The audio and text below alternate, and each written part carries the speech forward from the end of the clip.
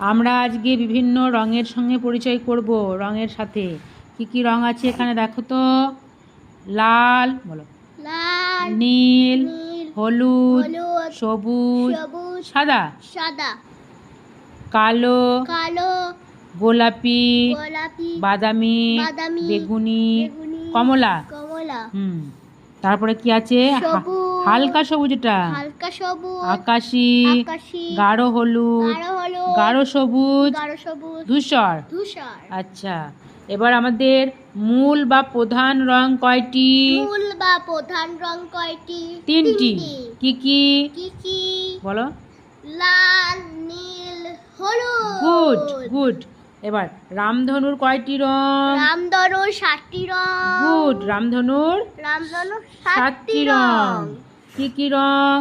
আমি তোমাকে প্রথমে বলে দিই, হ্যাঁ, তুমি আমার সঙ্গে বলো। বেগুনি, বেগুনি, নীল, নীল, আকাশি, আকাশি, সবুজ, সবুজ, হলুদ, হলুদ, কমলা, কমলা, লাল। লাল।